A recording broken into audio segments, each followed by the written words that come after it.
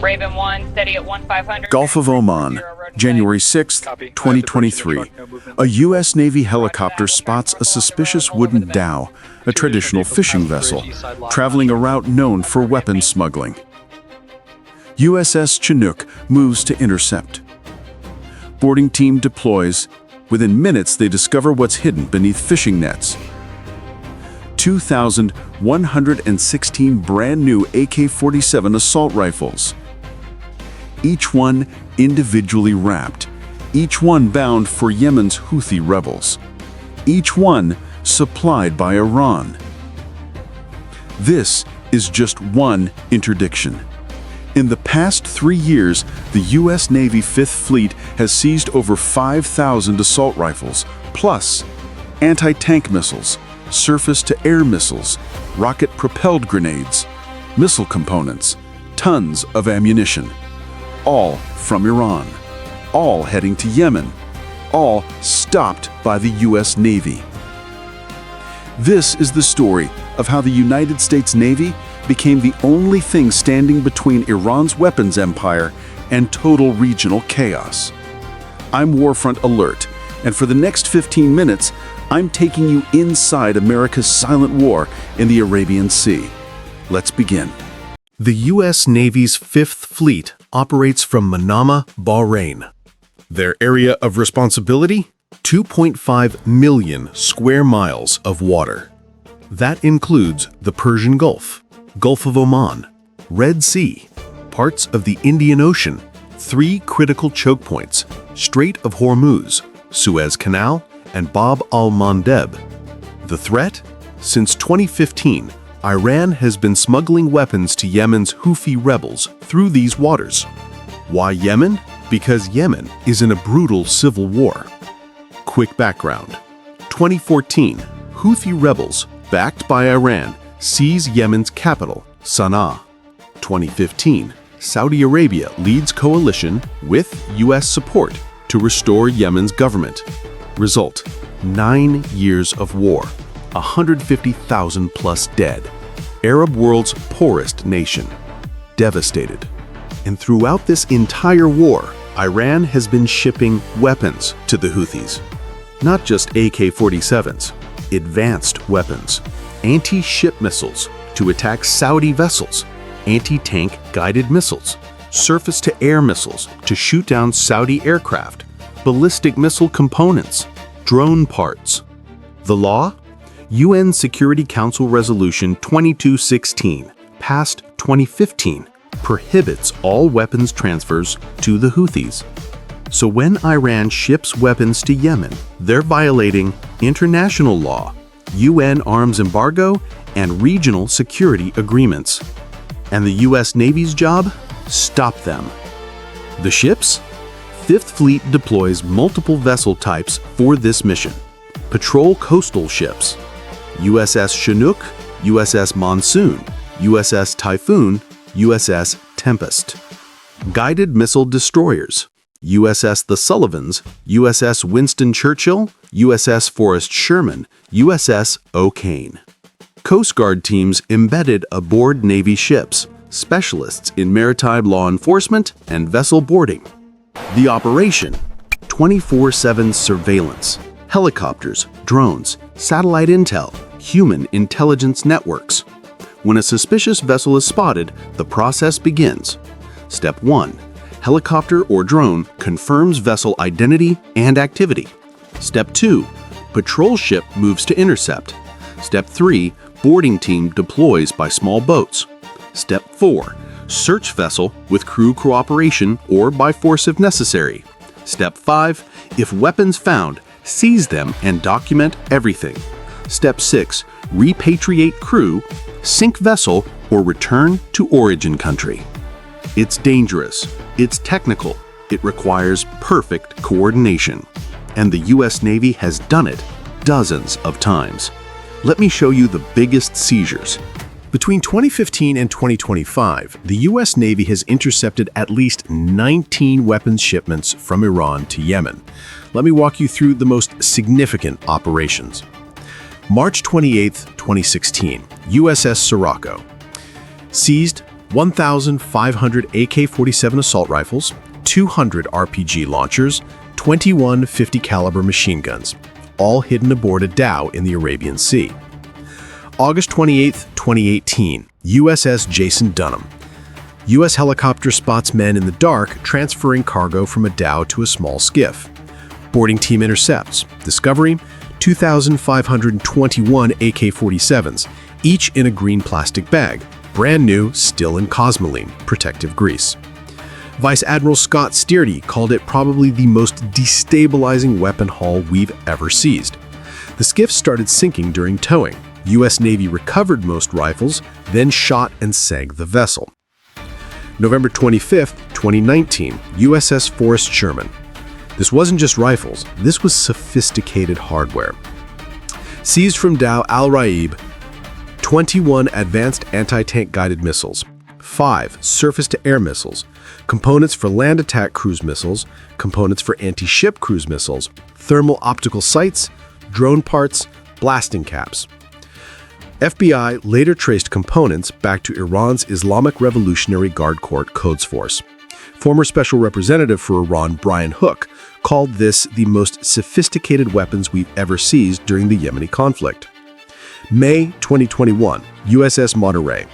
Seized 3,000-plus assault rifles, hundreds of RPG launchers, multiple machine guns, advanced optical equipment. December 20th, 2021. USS Tempest and USS Typhoon, fishing vessel in the North Arabian Sea. Seized 1,400 AK-47 assault rifles, 226,600 rounds of ammunition. That's enough ammo for sustained combat operations for months. November 8th, 2022, interdiction. Not weapons this time, materials to make weapons. Seized 70 tons of ammonium perchlorate, missile fuel oxidizer. 100 tons of urea fertilizer explosive component. December 1st, 2022, interdiction. Seized over 50 tons of ammunition, rocket fuses, propellants. January 6th, 2023, USS Chinook. This is the big one. Gulf of Oman, wooden dhow, 6 Yemeni crew. Discovered 2,116 AK-47 assault rifles, each rifle individually wrapped in green tarp. Experts examining photos identified them as Chinese-made Type 56 rifles and Russian-made Mullet AKS-200Us. Experts confirmed origin Iran, destination Houthis in Yemen. February 12, 2025, latest operation. Yemeni Coast Guard, supported by U.S. CENTCOM, intercepts a dhow carrying Iran weapons components intended for Houthi retrieval at Hodeidah port. The total. From all these operations, 5,000-plus assault rifles seized, hundreds of RPGs and missiles, tons of ammunition, advanced missile components, hundreds of tons of explosive materials. Value estimate? Conservative street value of seized weapons, $50 to $80 million. But the strategic value? Incalculable. Every weapon seized is one that can't shoot down a Saudi aircraft, sink a commercial ship in the Red Sea, kill Yemeni civilians, or destabilize the region further. Notice the pattern? Iran isn't sending occasional shipments. This is an industrial-scale weapons pipeline. Constant flow, year after year, different vessels, same origin, same destination. And the U.S. Navy standing watch every single day. So how does this actually work? What's it like to board a suspicious vessel in the middle of the Arabian Sea? Let me walk you through a typical interdiction operation. Phase 1. Detection. Days before boarding. Intelligence analysts in Bahrain monitor satellite imagery, drone reconnaissance, human intelligence reports, vessel tracking systems, pattern of life analysis. They're looking for vessels that travel known smuggling routes, show suspicious behavior like turning off transponders or nighttime transfers, match profiles of previous weapons smuggling, or originate from Iranian ports. Once a target is identified, a patrol ship is dispatched. Phase 2. Approach. 12 to 24 hours. The USS Chinook, or another patrol ship, moves to intercept. Distance, sometimes hundreds of miles. Helicopter or drone provides overhead surveillance. Crew prepares. Boarding team suits up. Body armor, weapons, communication gear. Small boats, RHIBs or rigid-hulled inflatable boats, are readied. Medical team on standby. Legal officer reviews rules of engagement. Translator prepared. Most crews speak Arabic or Farsi. Phase 3, interception.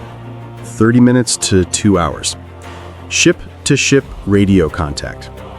U.S. Navy, this is United States Navy vessel.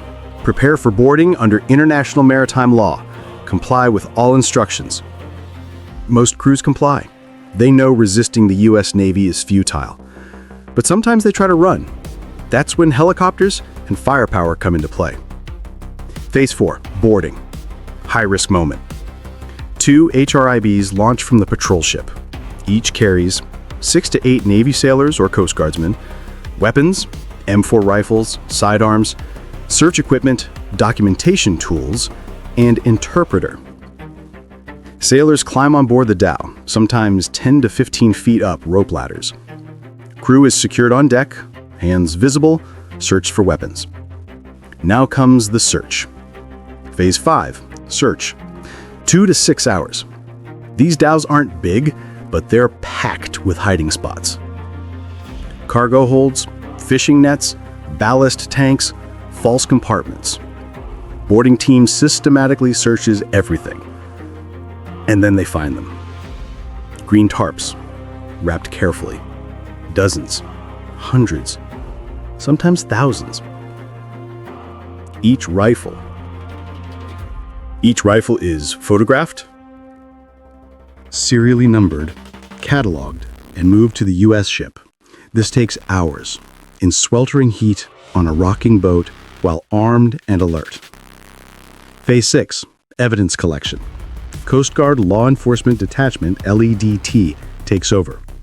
They document everything.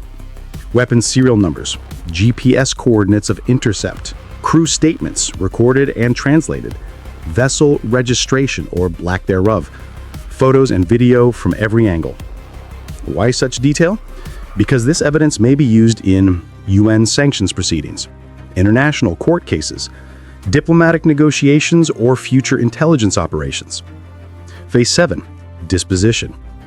The weapons transferred to U.S. destroyer, eventually destroyed or used for intel analysis. The crew usually repatriated to government-controlled Yemen or home country. Not arrested, most are just paid smugglers, not militants. The vessel, either sunk, if no value, or handed to Allied Navy. Phase 8, return to patrol.